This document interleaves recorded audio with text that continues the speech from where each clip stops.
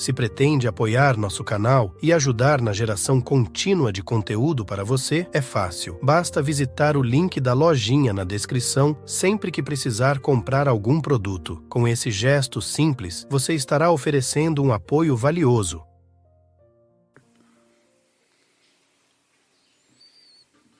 Bem, ainda não passei pela morte física. Como disse o mestre Zen, que foi questionado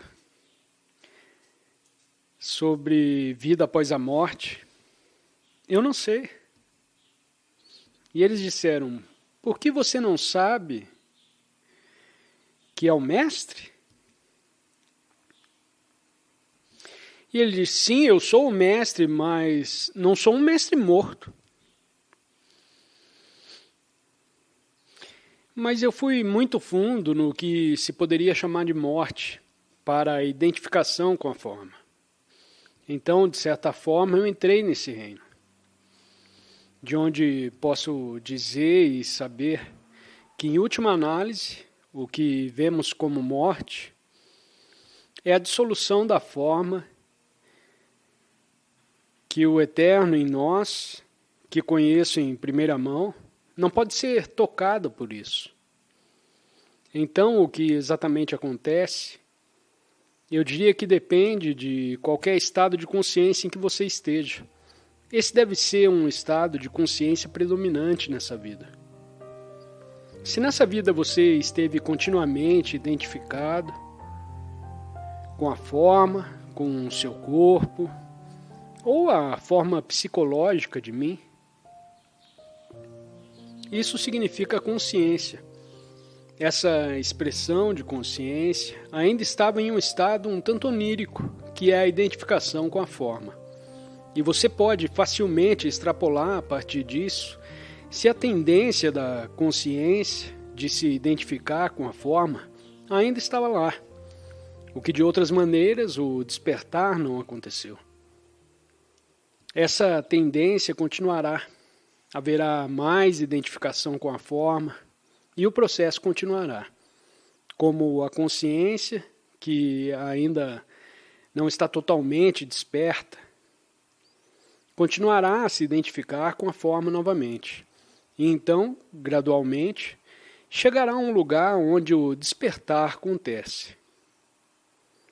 Ou, se já houve uma desidentificação da forma nessa vida, então você pode extrapolar a partir daí que o desejo compulsivo de se identificar com a forma e buscar outra forma, ou outro ciclo de identificação da forma, essa compulsão de buscar mais experiências através da identificação com a forma, então seria muito mais fraco, ou estaria completamente ausente. Nesse caso, a consciência que você é não está mais ligada a esse reino.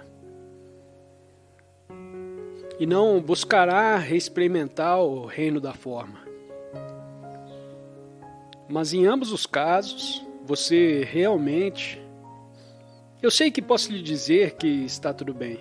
Realmente não importa se essa pessoa agora precisa de mais experiências de identificação, caso em que isso acontecerá, ou se ele já está livre desse desejo, caso em que ele seguirá em frente e viverá em um reino que nem podemos conceber. De onde estamos aqui? Eu tenho uma sensação profunda nas formas do que é isso, mas não precisamos falar sobre isso aqui. Tudo o que sabemos é nada. Esse é o começo de um curso de milagres, que é todo o curso de milagres resumido em 2 linhas. Nada real pode ser ameaçado, nada irreal existe. Nisto reside a paz de Deus. Aquilo que é real nele está além da forma. Qualquer um pode saber que, quando você vê um cadáver, percebe que não é mais quem você conhecia. Esse não é Este não é o ser que você conheceu. Isso é apenas uma casca. Portanto, nada real pode ser ameaçado. Nada irreal existe em última análise. É por isso que os sábios de todas as tradições falam desse reino da forma como ilusório. Em última análise, depende de que nível você olha. O importante é que está tudo bem. Além da aparência, no nível da forma, que é o único nível onde existem as mortes, é uma transição de uma forma para outra forma, ou de uma forma para a ausência de forma. A morte é isso. Nada real morre. Nada real morre. O que quer dizer que, em última análise, não existe morte. Só parece haver. É uma transmutação da forma. Qualquer forma se dissolve ou busca alguma outra forma, alguma outra identificação com a forma. Como você sabe, os budistas e alguns outros estão se esforçando para o fim da reencarnação. Eles estão se esforçando para se fundir com o absoluto, com a natureza. E você pode encontrar em si mesmo. Talvez as pessoas às vezes perguntam se você gostaria de reencarnar novamente ou já teve o suficiente. E se você olhar para dentro de si mesmo, poderá descobrir também que isso depende do quanto você tem medo da morte. Porque há um desejo inconsciente nos humanos. E isso faz parte da personalidade, do ego, o desejo de experiência sensorial, o desejo de afirmar sua identidade de forma e experimentar mais do reino sensorial. Então, para algumas pessoas seria terrível não poder não reencarnar novamente, porque há um desejo por mais daquela experiência sensorial, física, e pela experiência de todos os tipos de coisas associadas à individualidade pessoal. E então há isso. Ainda há a entidade não desperta ou a entidade semi-desperta que ainda é atraída para a reencarnação. Então, para o que significa tomar forma novamente. E quando a vontade não existir mais, e você puder confiar, tentando em você mesmo e se perguntando, eu quero reencarnar aqui de novo? Bem, eu certamente não tenho nenhum desejo por mais experiências sensoriais. Se eu reencarnar novamente, será uma espécie de serviço à humanidade ou uma oferenda. Mas quer dizer, quem iria querer ir? O que você quer passar de novo pela sua infância? Ou alguma outra infância? Meu Deus, eu não quero. Então ouço algumas pessoas dizerem que definitivamente já estão fartos disso. E não quero me reencarnar novamente.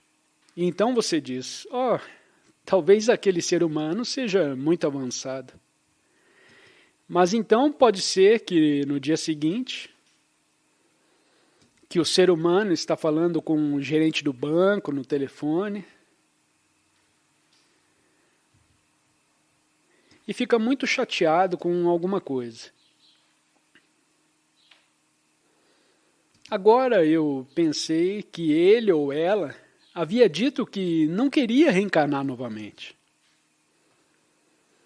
Mas eles estão reencarnando novamente em completa identificação, com uma reação emocional, mental que surge.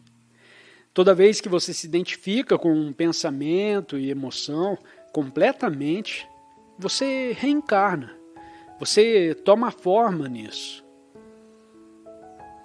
Portanto, o fim do ciclo de reencarnação no budismo deve ocorrer em sua vida, em vez de ter a ideia de que em algum momento você chegará ao fim do ciclo do samsara e não saberá.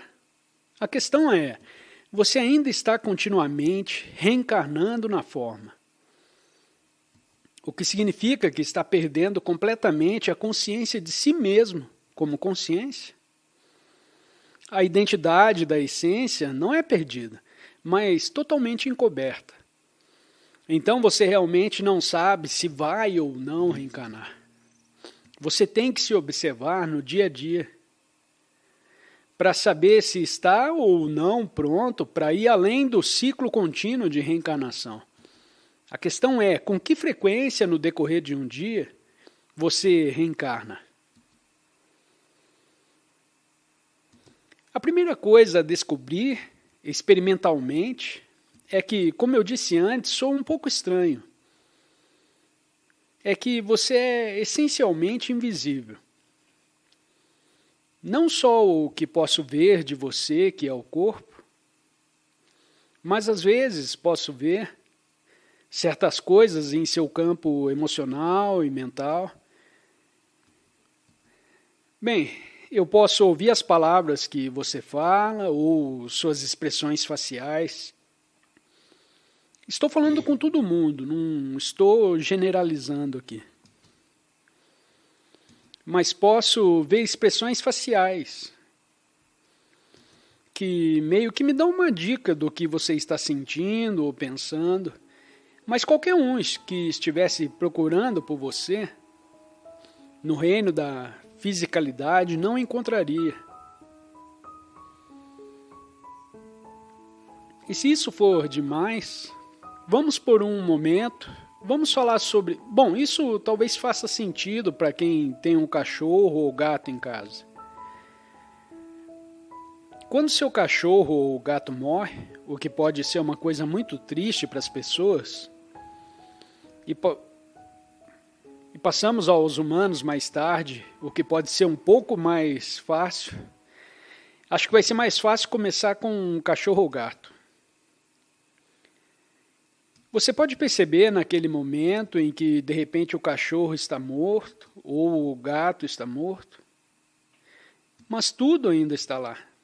O pelo, o corpo, podem até ser uns caroços deixados no corpo e aí está.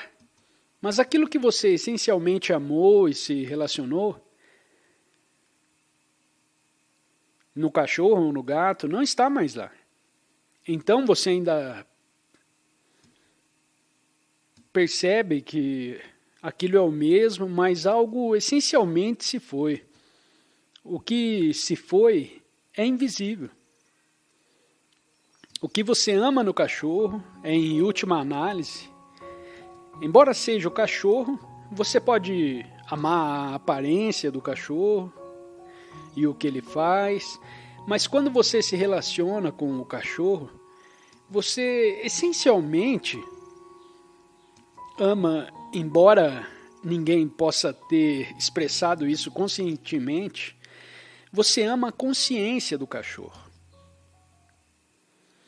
É o que você ama no cachorro, ou no gato. E quando você olha nos olhos do cachorro, o que está olhando para você é que há uma consciência do cachorro olhando para você. E quando isso acaba, o cachorro se foi. E é o mesmo com o humano. O que você ama em um humano é a consciência do outro ser humano. Agora, você mesmo, tudo isso é invisível, porque a consciência é o maior mistério do universo, que a ciência ainda não tem ideia do que fazer com ela. Não consegue explicar a consciência, e na maioria dos casos evita falar sobre a consciência. O maior mistério é o fato de que o universo é consciente e que você é consciente. Um cirurgião procurando por você, cortando o seu crânio e analisando o seu cérebro, não encontrará nem mesmo um traço seu. Nem mesmo encontrará nenhuma de suas incontáveis centenas de milhares ou milhões de memórias que você tem em algum lugar. De que forma uma memória sobrevive em você? É a memória do seu primeiro professor na escola?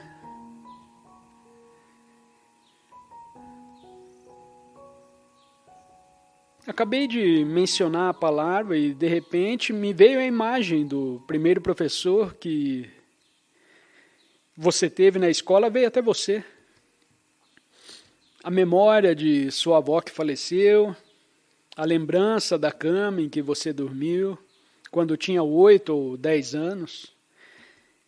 E eu só preciso mencioná-lo. Estava em algum lugar, mas onde isso morava em você? Isso estava em uma molécula no átomo? Aquele átomo era sua cama ou o que é isso? Ninguém sabe, ninguém pode encontrar nem mesmo as memórias que você faz da pessoa que você é.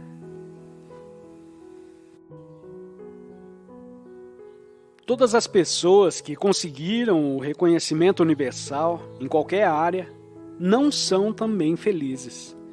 Não estão felizes consigo próprias, não sentem segurança, não têm a sensação de que finalmente chegaram.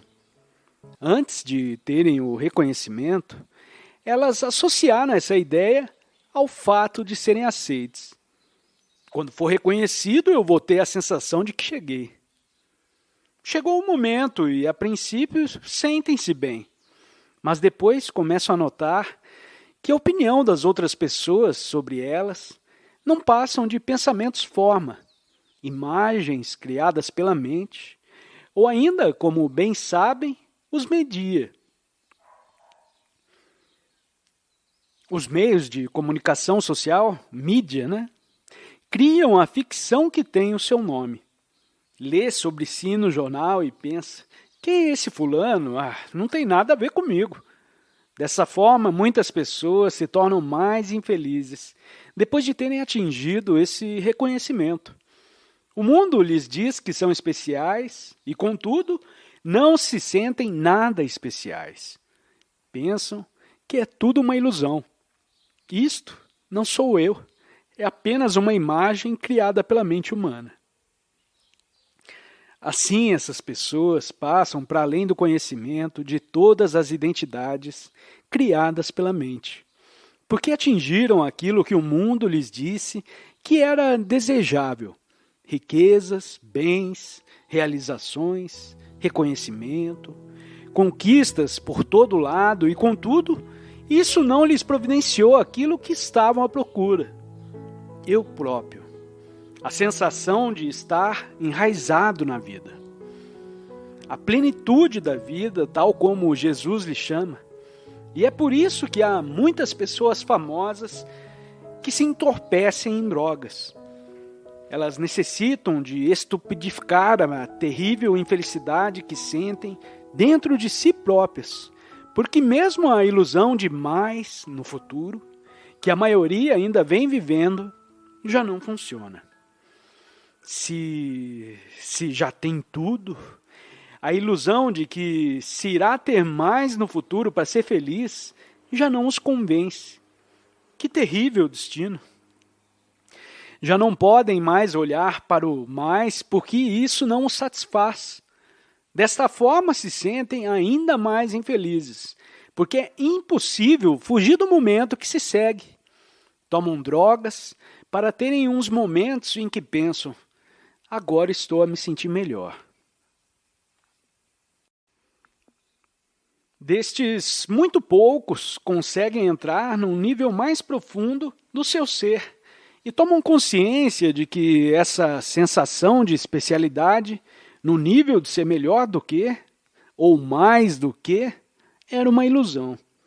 Se a perseguirem, ela os levará a lugar nenhum. Nunca poderá preenchê-lo, porque é um pensamento forma. Eu o ser especial que queria incorporar na história do eu. Essa é a base da sua identidade, se estiver apenas encurralado nos pensamentos. Eu, o ser especial. Algumas pessoas têm a ficção na sua cabeça, pensando que, e isso é um exemplo, numa vida passada foram um Napoleão.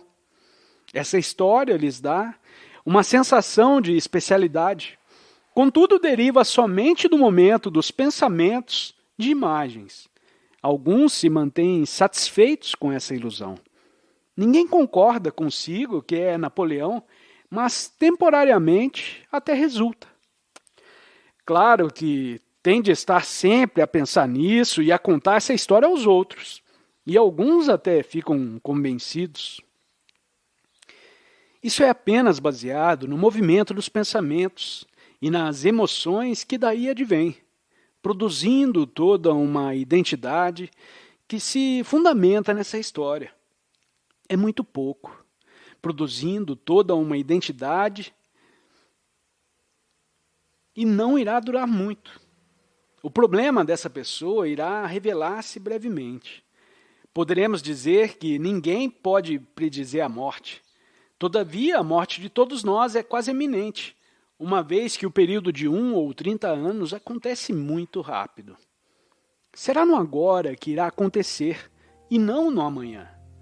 Está agrilhoado a essa interpretação do ser, a esta realidade conceitual, é um destino amedrontador, é uma constante desnecessidade. Mesmo que o traduzam para um conceito espiritual, logo que tomem consciência de que se desapegaram das posses, cuidado aqui com outros pensamentos forma, que chegam para substituir. Por exemplo, levou 20 anos a realizar riqueza e diz, muito bem, chegou o momento de dar o meu BMW e vou comprar uma bicicleta, porque sou espiritual. Irei só usar roupas espirituais, isso e aquilo.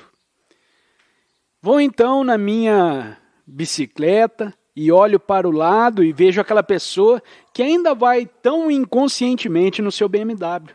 E penso no quanto mais superior sou na minha espiritualidade. O seu sentido do eu tornou-se mais pesado do que o da outra pessoa que está a julgar. Por isso, cuidado com o modo como a mente puxa outra história para si, para ter sempre a sensação do mais do que, seja de que maneira for. Isso resulta apenas por comparação. Tenho uma imagem de quem eu sou e tenho de comparar com o que eu penso que o outro é. Imponho imagens a mim mesmo, conceitos mentais, e imponho aos outros, comparando a minha imagem com a imagem do outro. Ok, eu sou mais espiritual, ou ele é mais espiritual, já está nisso há mais tempo do que eu. E assim prossegue com o que sabe. O conhecimento é outra escravidão.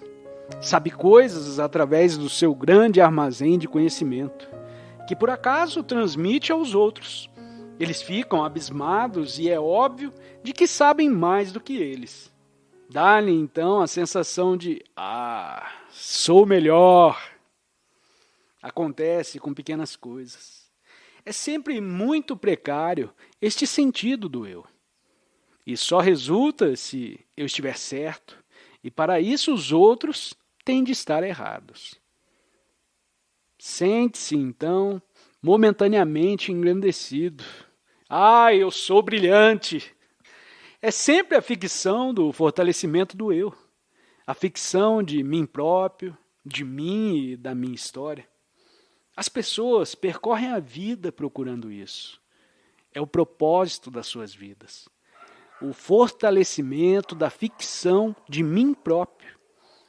Essa é a força motivadora por detrás das ações de tudo o que fazem.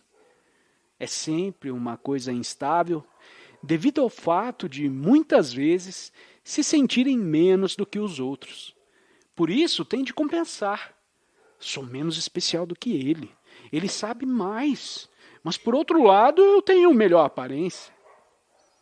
Se as pessoas não conseguem atingir a especialidade da forma que o mundo lhes diz para o fazer, chegam a uma especialidade oposta, sentindo-se tratadas injustamente pela vida, sentindo que são vítimas de algumas pessoas ou situações, e nesse pensamento forma de ser uma vítima, sentem-se muito especiais. Podem ganhar sempre, mesmo que percam. A mente é muito inteligente. A identidade de vitimização está fortemente alojada na mente de algumas pessoas. Conhecemos e 5 minutos depois já estão a contar a sua história. Ah, sabe o que me aconteceu há 25 anos atrás?